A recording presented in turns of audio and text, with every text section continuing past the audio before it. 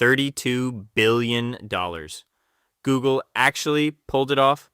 Regulators should have killed this whiz deal before the ink was dry. But they didn't. Just do not call this a market recovery, Nate. Private equity sales are still in an absolute slump. Oh, come on. Closing a tech mega deal in this antitrust climate is a miracle. Respect the flex. I will respect the integration cost once I read the footnotes. Let's look at how they actually got this done. The rundown. I just want to know who at Danone looked at their yogurt empire and thought, you know what we need? A beige liquid that tastes like oats and despair. Hey, that beige liquid just got valued at exactly $1 billion. $1 billion for Huel.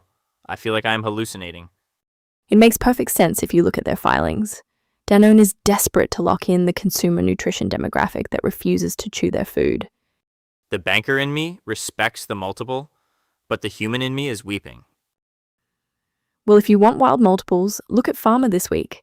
Gilead is dropping $2.2 billion for Ouro Medicines. First-in-class T-cell engager for autoimmune, plus Novartis throwing $2 billion at Synnovation for their breast cancer drug. It is raining cash in biotech. I actually hate the Ouro valuation. Oh, come on, it is a first-in-class asset? Sure, but look at the clinical timeline. They are paying a massive premium for an early-stage asset that might not read out cleanly. Gilead is reaching here because they need a narrative win. I completely disagree. Autoimmune is the new oncology. You have to pay up for the platform. If it hits $2.2 billion, is a rounding error. Plus, Gilead just extended their tender offer for Archelx. They are building a fortress. We will see what the footnotes say when they file the proxy. What else is on your radar? Mostly gossip. Supposedly Uber is looking to buy Blacklane for that premium chauffeur market. And Estee Lauder and Puig are having secret talks about a mostly stock-based deal. Estee Lauder paying in stock? That smells desperate. Right? But the deal that actually broke my brain today was Jetro Restaurant Depot. Leonard Green participated in a $29 billion sale. $29 billion for wholesale restaurant supplies. Bulk mayonnaise and frozen chicken tenders, Maya. It is a beautiful thing. Private equity is facing a massive slump with all the geopolitical stress, but bulk ketchup is forever.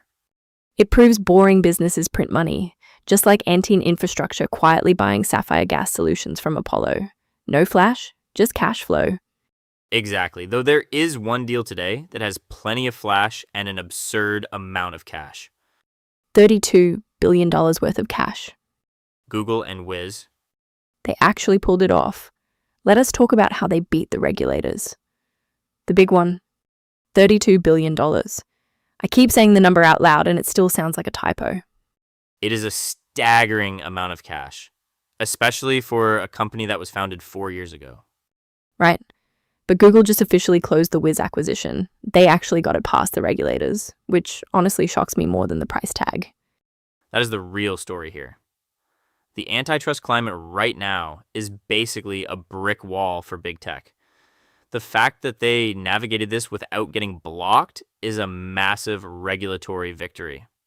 My old banker buddies are probably popping champagne just seeing a mega deal actually cross the finish line. Sure, the antitrust lawyers definitely earned their keep.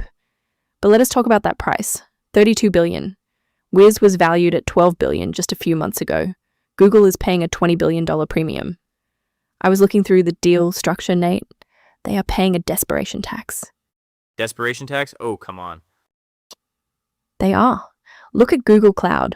They are desperate to catch up to AWS and Azure on enterprise security.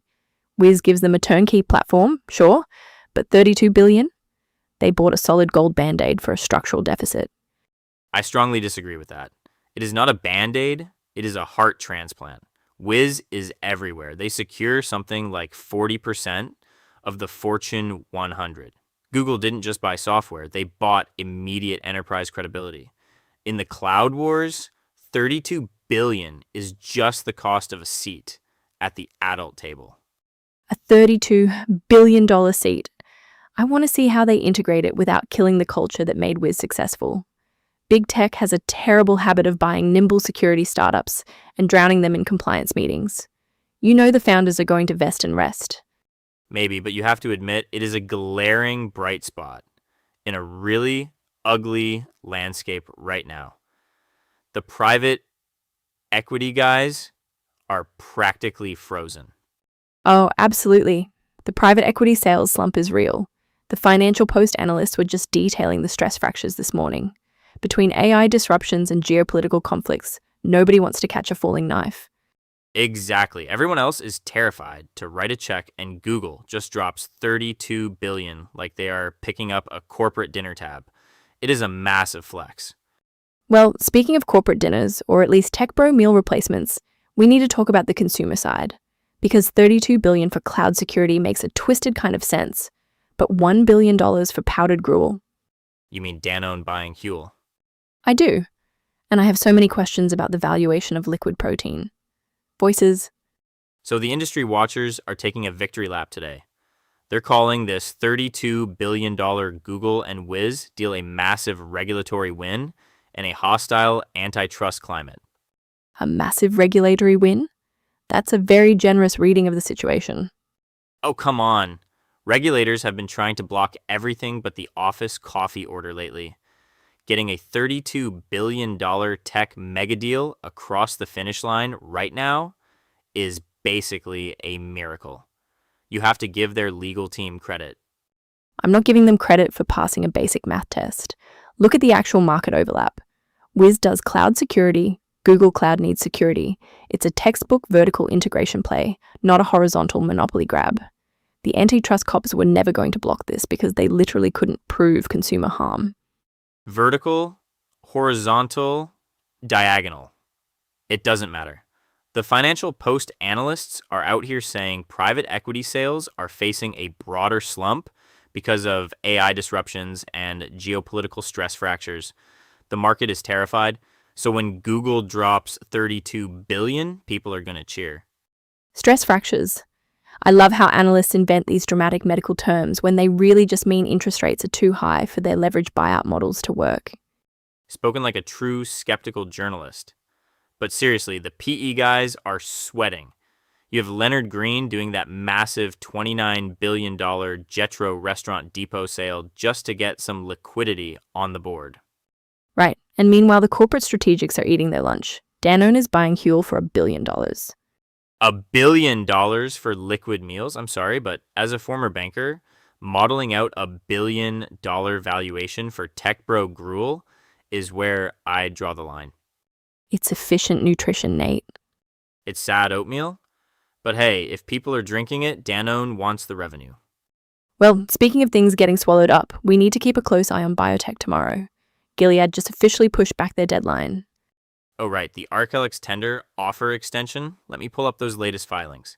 Spill the tea. Okay, tell me I'm not the only one who finds the Uber and Blacklane rumors completely fascinating. Fascinating is one word for it. Baffling is another. Oh, come on. It makes perfect strategic sense. Uber won the volume game, they dominate the streets, and now they want that high margin premium tier.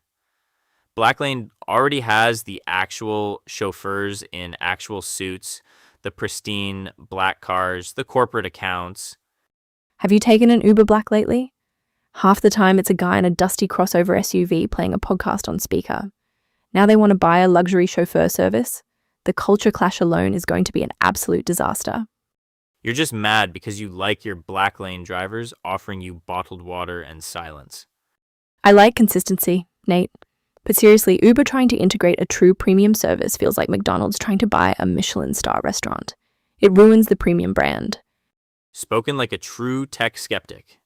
I guarantee the bankers are pitching this as a massive total addressable market expansion. Bankers pitch everything as a total addressable market expansion. I want to see how they plan to retain Blacklane's drivers when Uber's algorithm gets a hold of them. Fair point. Speaking of bankers working overtime, the beauty sector is getting incredibly spicy. Estee Lauder and Puig are apparently deep in talks.